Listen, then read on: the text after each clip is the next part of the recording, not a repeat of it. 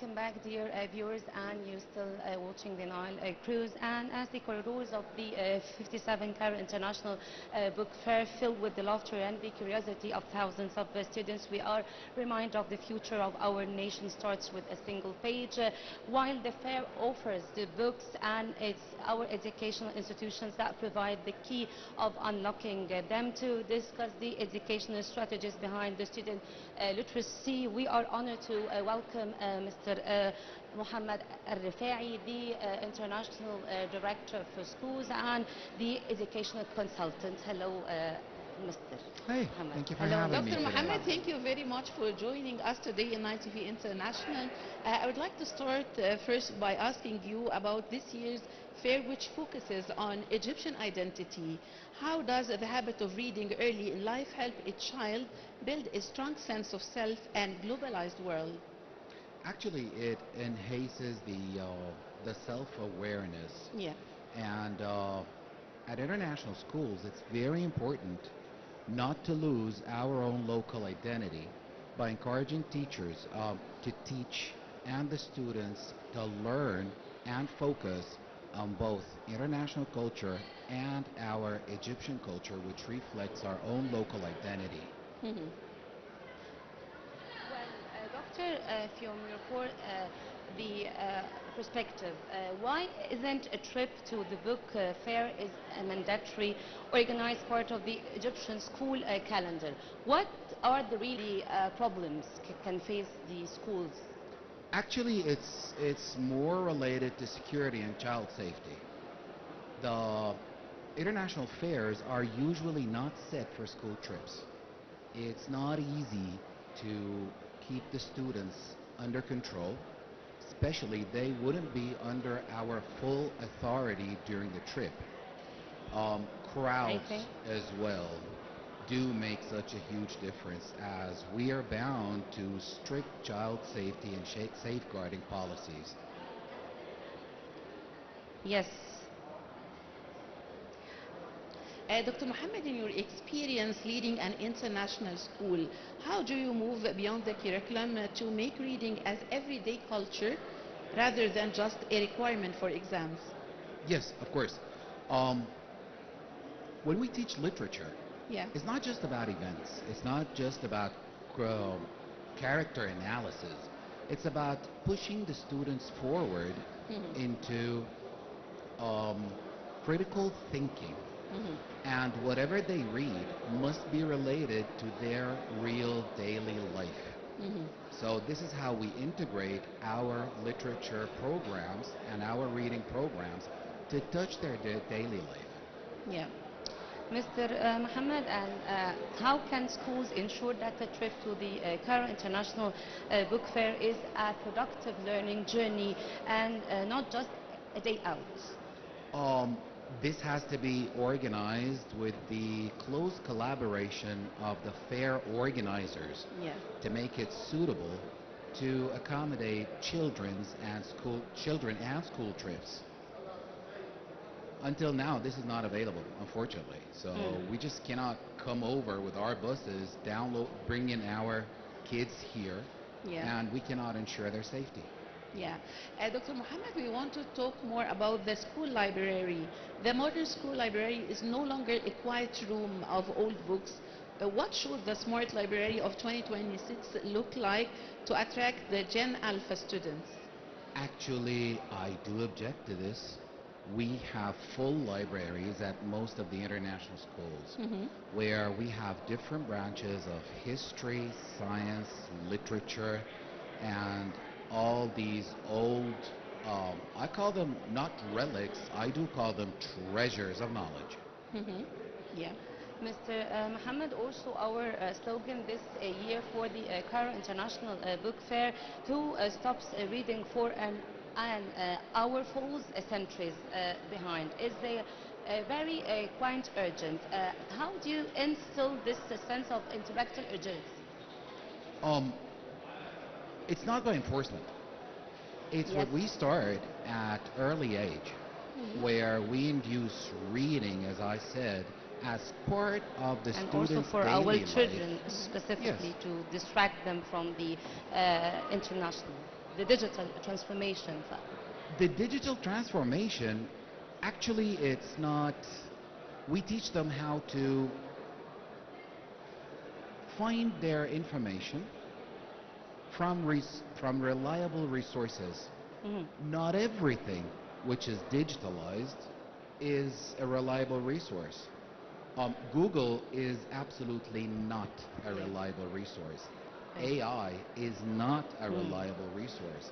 If you don't have the basic knowledge, you will not know your way through AI. This is what we teach them. Actually, I've started applying this program starting off from grade 4, Yes. which is quite an early age. Yeah, Mr. Mohammed, since Naguib Mahfouz is the personality of this year's edition of the International Cairo Book Fair, is there a way to introduce these themes to Egyptian life to younger students in an engaging, simplified way? Yes, it is. It's quite possible. I've had an experience with this Yeah. at one of the international schools, Mm-hmm. and it worked quite fine. For a whole trimester, we were teaching one of Naguib Mahfouz's novels, Oh, really? and it worked. Yeah. Although the critical analysis was completely different, but when it comes to Naguib Mahfouz, his work is more related to the Egyptian social life and mostly are related to the Egyptian culture and the impact of politics on the society itself. Yeah, of course. Well, Mr. Mohammed, also as someone working in the international education, how can we adopt the global best practices literacy to fit the unique linguistic needs for the Egyptian students? It's already there. We already built it up. It's built in our curricula, whether American or British. It's already there. We have that integrated, carefully enhanced, and it suits adaptive learning as well at many different levels. Yeah.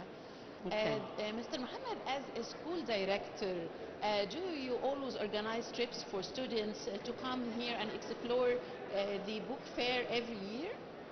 Actually, we do organize book fairs at schools.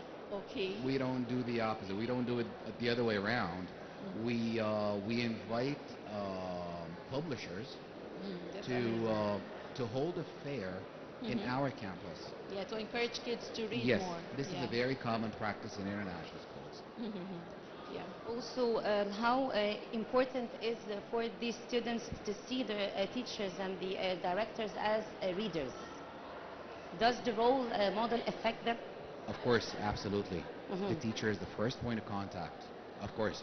And Yes, and how do you Mr. see Mohammed, them? for the parents currently walking the fair with their children, I'm talking about the parents and accompanying their children here in the book fair. What is the one consultant's secret to choosing a book that will actually spark a lifelong hobby? A book of the child's favorite genre that would touch the child's life. This is what makes an impact and makes it a lifelong experience. Yeah. So every category or every part of the life for children. Tell us more about for young kids. What are the recommended books to read for teenagers? Tell us more about this. Actually, I cannot make a recommendation. You see, we are all different. All the children are different in personalities. They're different in interests. We just leave them choose whatever they want to read. But through our curricula, we introduce the basic genres with carefully designed teaching practices that would give them the basic educational knowledge which they need.